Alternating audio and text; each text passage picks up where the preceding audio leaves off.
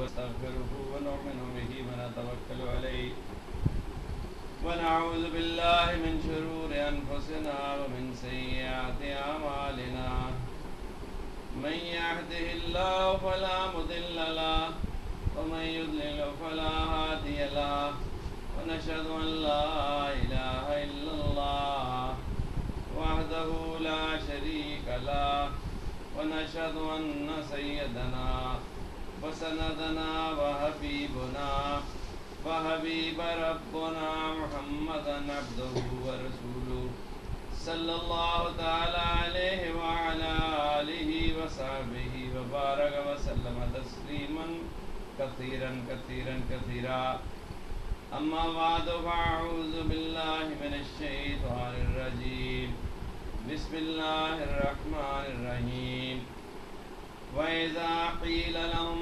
آمِنُوا كَمَا آمَنَ النَّاسُ قَالُوا أَنُؤْمِنُ كَمَا آمَنَ السُّفَهَاءُ أَلَا إِنَّهُمْ هُمُ السُّفَهَاءُ وَلَكِنْ لَا يَعْلَمُونَ. یہ قرآن پاک کا شروع ہے اور 13ویں آیت ہے. یہ منافقین اور کفار کا ذکر ہے اور قرآن پاک کے اول مخاطب جو ہے وہ صحابہ کرام ہیں.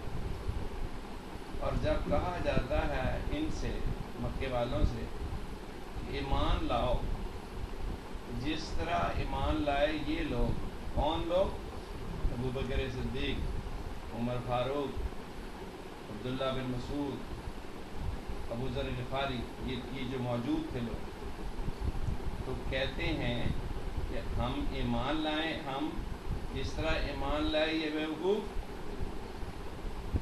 خبردار, حقیقت میں یہی لوگ بیوقوف ہیں جو یہ کہہ رہے ہیں, یہی لوگ بیوقوف ہیں لیکن یہ جانتے نہیں. علماء نے لکھا ہے کہ یہ آیت بڑی غور طلب ہے کہ اللہ تبارک و تعالی نے صحابہ کے ایمان کو معیار قرار دیا اس وقت اور قیامت تک. ایمان اس کا معتبر ہے جس کا ایمان بمثل صحابہ کے ہوگا. تو یہاں یہ بھی ہو سکتا تھا کہ ایمان لاؤ اس طرح جس طرح ایمان لائے اللہ کے نبی. ایمان لاؤ اس طرح اللہ پر جیسے ایمان لائے ابراہیم خلیل اللہ. ایمان لاؤ اللہ پر اس طرح جس طرح ایمان لائے موسیٰ کلیم اللہ. پیغمبر تو وہ ہیں, معیار تو وہ ہیں اصل.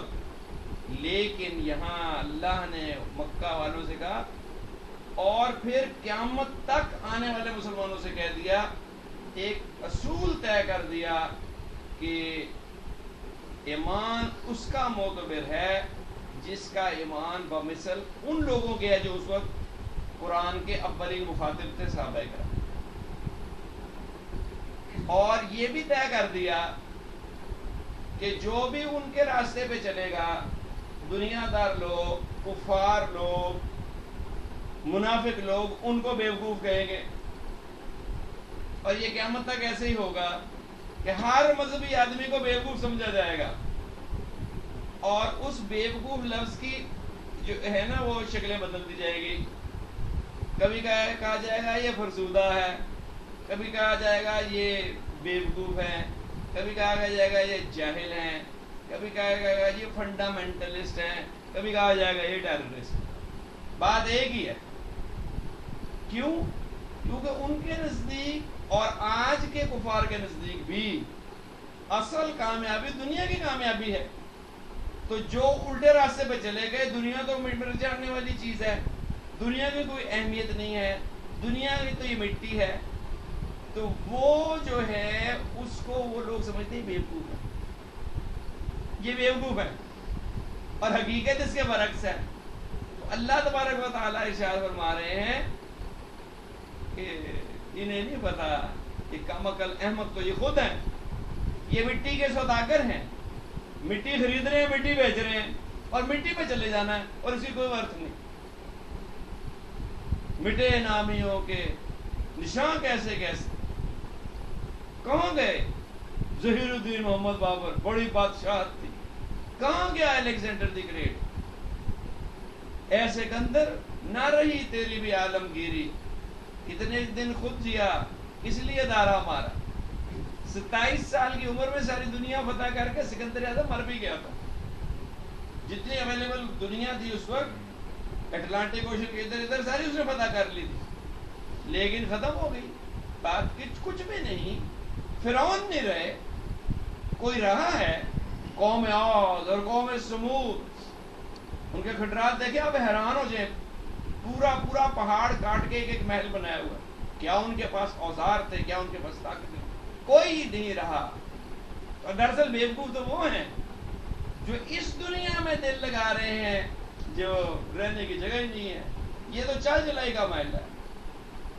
ایک آدمی تھے بڑے سمجھدار، میں نے کہا کچھ مکان ہم خرید رہے تھے، اس کے بارے میں کوئی مشورہ کیا، میں نے کہا مکان یہ، اس نے کہا ڈاکٹر صاحب زمین تو آدم علیہ السلام کے زمانے سے وہیں پڑی ہے اور وہیں رہنی ہے قیامت تک، یہ تو کاغذ رجسٹریاں ہی بدل رہی ہیں، یہ تو رجسٹری بدل رہی ہیں اور تسلی میں ہو جاتی ہے۔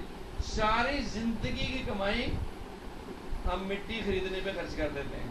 یہ جو مٹی ہے نا، ایک جھٹکایا دیکھا جاپان کہاں پہنچ گیا، اور ہم نے دیکھا اپنی آنکھوں سے زلزلے کے بعد ایک کنال کا لینٹر ڈالا ہوا ہے، کوٹھی بنائی محل خان نے پوری پہاڑی کے اوپر، تو جو کنسٹرکٹڈ ایریا تھا ایک کنال کا تھا، تو ایک ہی اس نے لینٹر ڈالا اور نیچے دیواریں کھڑی کر کے بڑے بڑے کمرے اور ہال بنائے۔ تو جب زلزلہ آیا تو پورا کا پورا لینٹر اڑ کے وادی میں جا پڑا، 2 گاؤں اس نے نیچے لپیٹ میں لیے، اور مکان پتہ ہی نہیں کہاں تھا، مکان کا تو پتہ ہی نہیں کہاں تھا، وہ لینٹر پڑا نظر آتا تھا دریا کے اندر۔ تو یہ مٹی ہے۔ ایک اسی طرح مجھے پروفیسر ملے، بہت بڑے ENT کے پروفیسر تھے، وہ کہنے لگے ساری زندگی میں نے محنت کی، مریض دیکھے، اور پیسے لیتا تھا، اس کو 16 روپے فیس تھی، اکٹھے کرتے کرتے کرتے کرتے میں نے ایک بہت بڑی بلڈنگ بنائی، آل عمران مینشن، وہ ہیوج ابھی بھی ہے۔ اور کہتے جب میں نے اس کو دیکھا ایسے ایسے میں دیکھتا چلا گیا، اور جب میں نے اوپر سے نگاہ نیچے کی تو میری آنکھوں سے دونوں سے آنسو بہ رہے تھے، اور کہنے لگے میں اپنے آپ سے مخاطب ہوا کہ ساری جوانی، ساری راتیں، سارا دن، ساری خوبصورتیاں زندگی کی ضائع کر کے یہ اینٹیں اور گارا اکٹھا کر دیا۔ کہتے میرا دل بیٹھ گیا اس بلڈنگ کو دیکھ کے، ہونا چاہیے جیسے میرا دل خوش ہوتا۔ یہ انہوں نے مجھے خود بتایا، کہنے لگے میں نے ایسے اس کو دیکھا تو میری آنکھوں سے آنسو جاری ہو گئے کہ میں کتنا احمق آدمی، کیونکہ صالح آدمی تھے نا، اللہ نے ان کو ہدایت دی۔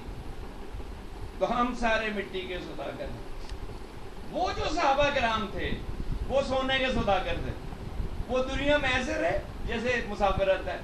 حضور صلی اللہ علیہ وسلم نے فرمایا میری مثال تو ایسے ہے جیسے کوئی مسافر چلے اور دوپہر کے وقت ایک درخت کے نیچے آرام کرنے کے لیے 2 لمحے رک جائے، اور پھر جب دھوپ ڈلے اور آگے چلے۔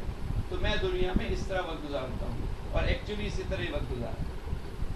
آپ دیکھ لیں مدینہ طیبہ میں جہاں آپ اس وقت آرام فرما رہے ہیں، اس کمرے سے وہ چھوٹا کمرہ ہے جس میں آپ نے ساری زندگی گزاری، حضرت عائشہ کا وہ اجرا،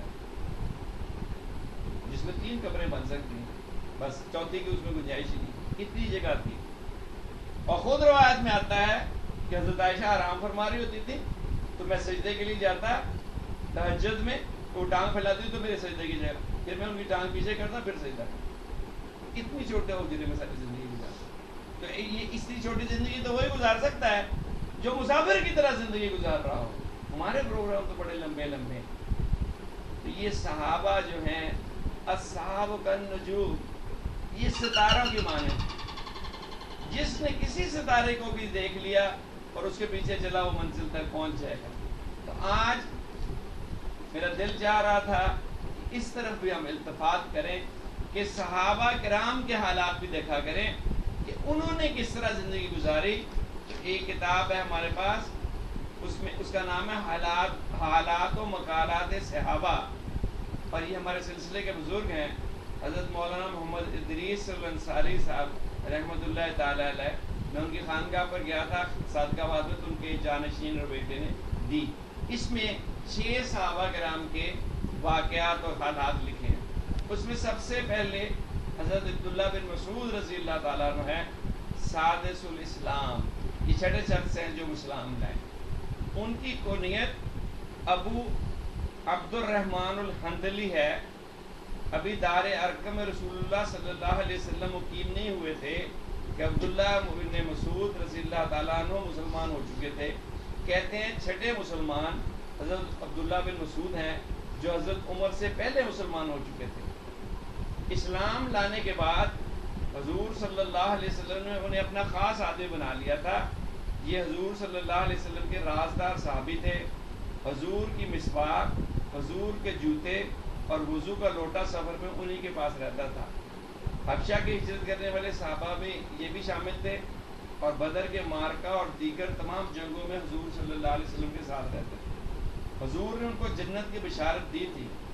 رسول اللہ صلی اللہ علیہ وسلم نے ان کے متعلق یہ بھی فرمایا تھا، میں اپنی امت کے لیے وہ چیز پسند کرتا ہوں جو ام عبد یعنی ابن مسعود پسند کرے، اور امت کے لیے وہ چیز ناپسند کرتا ہوں جسے وہ اس کے لیے ناپسند کرے.